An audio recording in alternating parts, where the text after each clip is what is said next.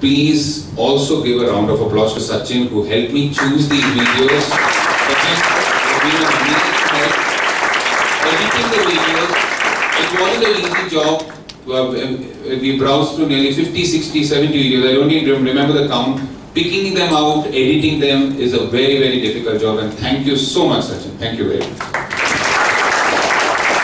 Mr. Rajdeep, we have time for only 2 questions. Now we'll take it offline. Any questions? You don't know the audience response. How do you hack that? While you're on speech, you wouldn't know the audience response. Am I really making a sense of humor to the audience here, or is it some message I'm passing? How would you catch up on that and go continue? That's the question. Is it clear? Or should I rephrase it? I think so. I got the gist of what you were trying to say. Give me the mic and try and... You're asking this specifically for me because I can't see the audience, or is it for general? Yeah. When you're talking, you wouldn't think, right? You wouldn't see the audience. No, I couldn't see the audience. But generally, there is one misconception that if you can't see, that means you're deaf, you're nose, you're blind, your every other sense is also gone. Isn't it? I go to a, I know, I go to a temple and that priest will tell my wife, tell him to leave his slippers outside. I mean, I'm not deaf, so what happens is, whenever one aspect of yours goes, it's not that you get a better aspect in the other fields, but you tend to use your other faculties much better. God doesn't gift you with better ears or better sense or whatever, but you generally have a better sense. You have a more, you're a little more intuitive because you realize that the other senses have to be valued much more because you've lost one sense, correct? So, I could generally feel the pulse of the audience. I felt the pulse after the first clip that you are not getting the speech. There was not much of a response, right? I judged that well, right? Yeah. I got a sense when you laughed. So you generally, if you lose one of your senses, you generally tend to focus on the other senses much better to understand the audience response. Okay. Sorry, I just correct my question. I'm trying to understand while you're thinking for a speech for 1 minute, you wouldn't be able to even understand the audience point of view. See, even if you can't understand the audience, are you going to change your script midway? It's actually a table talk, right? So you wouldn't... Okay, you thought I was talking about table topics, sir? That session was by Arnold. That after effect is on your head now. You understood Arnold's speech now. Thank you. Thank you.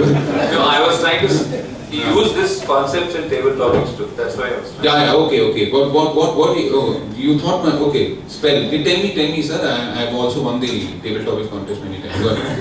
Yeah. Same concept, can it work? That's what I'm trying to say. Can the same concept work? Like, you'll not be able to continue the audience point of view while speaking.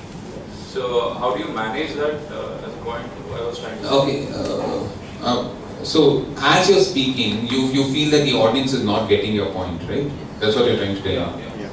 And then now the only thing which you can do is try better, right? And at that time, in table topics, I know it's a really difficult thing. 2 minutes to make an impact. 2 minutes plus those 30 seconds which you get extra, right? In those 2 minutes, 30 seconds, you have to create an impact. I generally, what's there in my heart, I speak it out. The audience response comes naturally. And one more thing, always speak from your heart, not from your head. Sometimes you get the information, but the passion comes out from your heart. So I speak from my heart. The audience response comes with the thing. But if you keep thinking about what the audience is thinking about you, that's a guaranteed recipe for failure, I'm telling you, especially in table topics. If I keep thinking, okay, after 30 seconds they haven't laughed, what should I say? Another 30 seconds will go and thinking about what to talk the next 30 seconds. Correct? By that time 1 minute is over and you've lost the contest. Correct? So and in table topics is very difficult, and in a prepared speech you can't change the script. So both ways you're okay. Okay?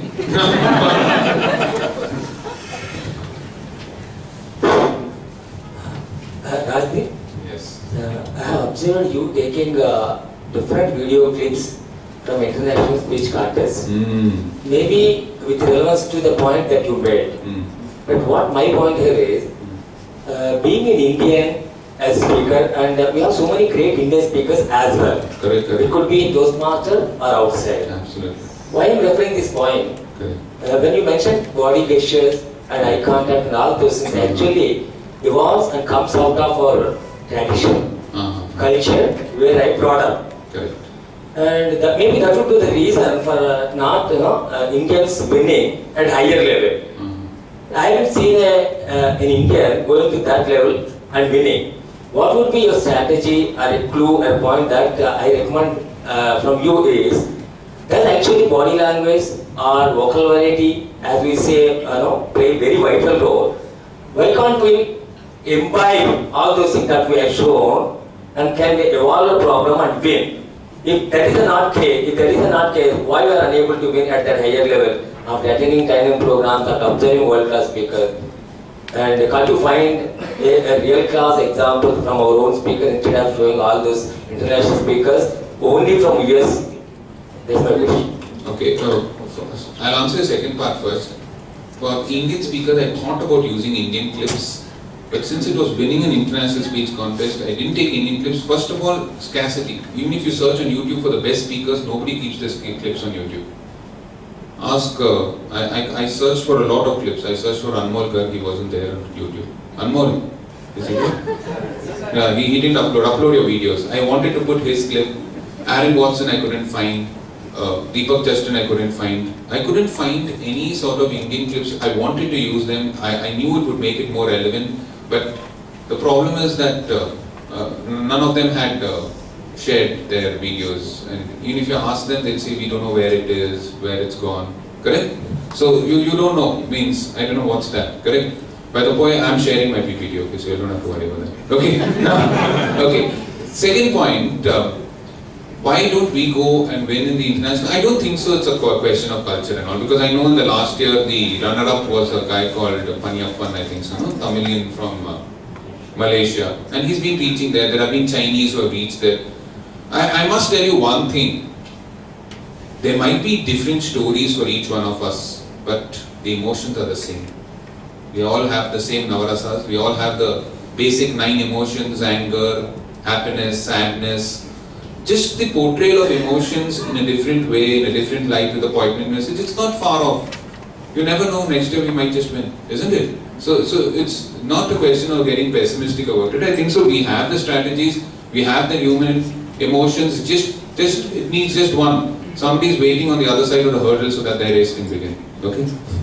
So I think so. We will win in the very, very near future. So might be you can try, sir. Next year you will. Thank you so much.